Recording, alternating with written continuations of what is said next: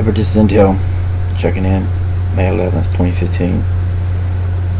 Yesterday on ABC, a news segment was aired on the Jade 15 exercises occurring throughout the Southwest. They had invited Alex Jones of the InfoWars show on, but somehow the wires got crossed and it couldn't be available. But at any rate, the host just pokes fun at the concerns that the people have around the exercise. They kind of poked fun at Governor Abbott and Ted Cruz, but the only serious panelist I could see was Greta from Fox News. I think she's still on Fox News. I don't know. But anyway, here you go. You can view it for yourself.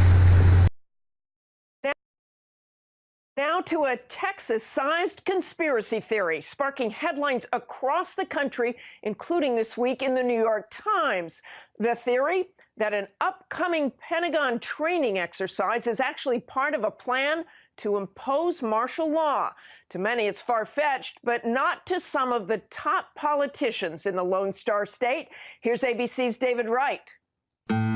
Mamas, tell all your babies, don't mess with Texas.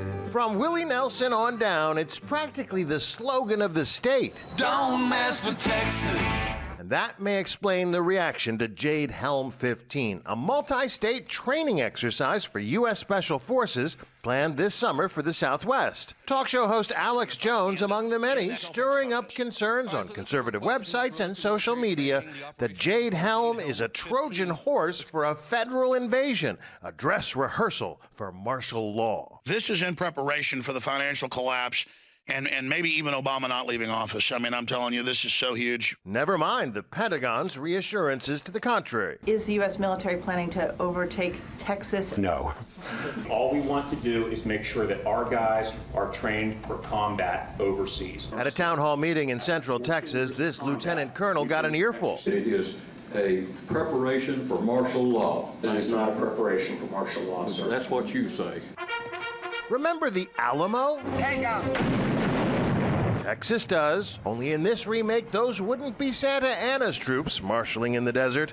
Texas politicians have added fuel to the fire by taking those concerns seriously. You know, I understand the concern that's been raised by a lot of citizens about Jade Helm, and I think part of the reason is we have seen for 6 years a federal government disrespecting the liberty of the citizens. Last week, Texas Governor Greg Abbott called up the Texas State Guard to monitor U.S. troops and protect the constitutional rights of Texans, drawing this wisecrack from Jon Stewart. Oh, dear Lord. Yet another waste of Texas funds that could have been spent on actual threats, like your infamous chainsaw massacres. I mean, But in the Lone Star State, plenty of people are worried, now telling Washington, Don't mess with Texas. This week, David Wright, ABC News, New York. Our thanks to David. Radio talk show host Alex Jones, who, as David said, has been one of the leading proponents of this theory, had agreed to join us this morning, but he did not show up at our studio. So let's bring back the roundtable to weigh in on this. Boy, this got some real legs, this story, and it certainly had to do with Greg Abbott and Ted Cruz talking about it. Rich? Well, they're pandering to a vocal minority, and I'm all in favor of a healthy distrust of the government, but not paranoia. There are many threats to our liberty. The U.S. military isn't one of them. And besides, federal control of Texas is something that was pretty much established in the mid-19th century by President Polk. So the idea that the federal government is going to go in and retake over Texas is just nonsense. I would agree with that wholeheartedly, but really, how did why did they talk about it? Why did a Ted Cruz or a Greg Abbott have the Texas You're allowed State to talk Guard? about whatever you like. Free speech is a great thing, but then there's this shouting fire in a crowded theater idea, which is you're not allowed to do. And then there's this idea that people on the internet and who can get instant soapboxes around the world can make things seem credible, and that's where leadership kicks in. And if you're a senator or you're a governor, it's your job to hose the fire down, not ignite it. And you know, Greta, one of the things I was going to ask Alex Jones about this is, you just heard General Corelli, you know the military installations across the country are raising their alert level.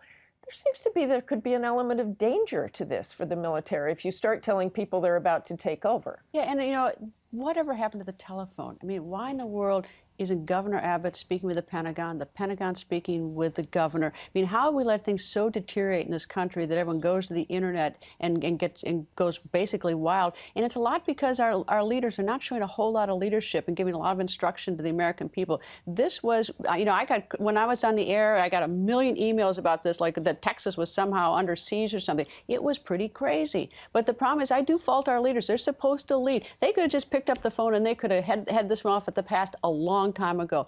But they don't. Which leaders are you talking about? I'm talking about the show every time. The Democrats, Republicans, the governors in the Pentagon, the president in the Hill. You know, many of these problems that we have, a lot of it is because nobody's talking to anybody, and we're talking through cable news. You saw in that piece they tried to shut this down. Yes, but this was long after we were deep into it. I mean, that's the problem, is that often many of these problems is that they don't start talking to it deep into it. They don't try to head things off at the pass. Our leaders don't talk to each other enough. And so, of course, the citizens have wild imaginations as a consequence. Jamel. You know, I think this could be stopped by more talking, too, but judging from the kind of reaction people had, if an official said, well, President Obama explained that this was not a takeover of Texas, do you think that some of these ordinary citizens would say, oh, yeah, we're going to trust President Obama? I don't think this started now. I think that this great distrust, part of what Rich was talking about, which is healthy for the country, but a lot of this has been going on for quite some time, and it's because there hasn't, you know, and this has been going on decades, there's been a declining amount of our leaders talking to each other and communicating effectively with the American people. Jamel.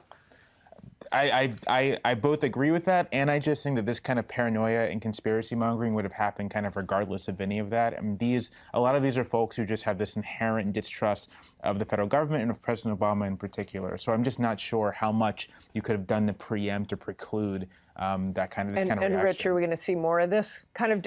I think we're going to see more distrust as the election ramps up. We've always seen distrust, and it's on both sides. You know, both sides have their. Yeah, I don't see liberals worried about, like, you know, military takeovers. Well, you look at the left. They have the anti-vaxxers. They have the unscientific fears about nuclear power and GMO foods. During the Bush administration, you actually had a prominent liberal write a book about how Bush was preparing for a fascist takeover of this country. So there's a distrust of government on both sides. It just takes different forms.